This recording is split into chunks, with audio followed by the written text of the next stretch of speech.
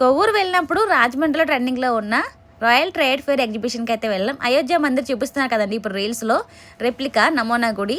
చూద్దాం అసలు ఎలా ఉందో అని వెళ్ళాం. గూగుల్ మ్యాప్ పెట్టుకుని అయితే వెళ్ళాం. కాకపోతే కొద్దిగా ఫ్రంట్కి వెళ్ళాం, కొద్దిగా వెనక్కి వచ్చి యూటర్న్ తీసుకుంటే రామ్ మందిర్ బ్యాక్గ్రౌండ్ బాగా కనిపించింది. అక్కడ మాకులాగానే చాలామంది ఆగి ఎక్కడ ఎంట్రన్స్ అని చూస్తున్నారు. కొంతమందిని అడిగితే చెప్పారు అటు వెళ్ళండి అని. జంక్షన్ చూపించాను కదా ఇప్పుడు మీకు, పెట్రోల్ బంక్ ఉంది కదా, అక్కడ నుంచి స్ట్రైట్గా ఒక 1 కిలోమీటర్ అయితే వస్తే ఈ బోర్డు అనేది కనిపిస్తుంది మీకు. నేను ఫస్ట్ దిగిపోయాను. ఇవన్నీ మీకు చూపించడానికి పార్కింగ్ ఏరియా మొత్తం చూసారు కదా, ఎన్ని బైక్స్ ఎన్ని కార్స్ ఉన్నాయో. ఆటో కట్టించుకుని మరీ వస్తున్నారు ఈ రిప్లికా గుడిని చూడడానికి. ఎగ్జిబిషన్ అనేది చాలామంది చూస్తారు ఎక్కడైనా సరే. రాజమండ్రిలో ఎప్పుడు ఏదో ఒక ఎగ్జిబిషన్ పెడుతూనే ఉంటారు. ఆద్య వాళ్ళ డాడీ చూడండి వెనకాల సహాయం చెప్తుంది ఆద్య. లోపలికైతే వెళ్ళిపోదాం. మీకు మొత్తం పార్కింగ్ ఏరియా చూపిస్తున్నాను. ఇక్కడ టికెట్ కౌంటర్ ఉంది కనిపిస్తుంది కదా మీకు. ఈ సెట్టింగ్ మొత్తం చూస్తుంటే ఫ్రంట్ ఒక బాహుబలి సెట్టింగ్ అంత ఇదిగా ఉంది, చాలా బాగుంది.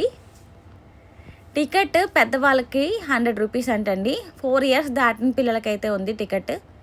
చూసారు కదా హోండా షోరూమ్ దగ్గర అని రాశారు. లోపలికి వెళ్ళడానికి ఎగ్జిబిషన్ లోపలికి ఇదేనండి మెయిన్ ఎంట్రన్స్.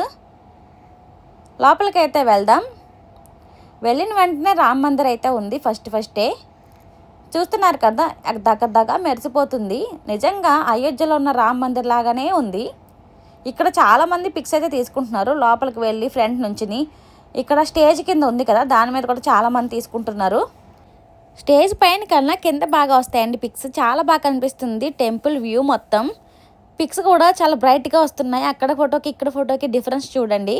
ఇక్కడ మాడుగుల హల్వా కూడా ఉంది. అరకు ఫేమస్ మాడుగుల హల్వా చాలా టేస్టీగా ఉంటుంది. ఒకసారి టేస్ట్ చేయండి మీకే తెలుస్తుంది మామూలు హల్వాకి మాడుగుల హల్వాకి డిఫరెన్స్ ఏంటో. ఇంకా వర్షం అయితే పడుతుంది, బాగా జోరైపోయింది. లోపలికి చాలామంది అయితే వచ్చేసారు. లోపల చూసారు కదా సెట్టింగ్ ఎంత బాగుందో.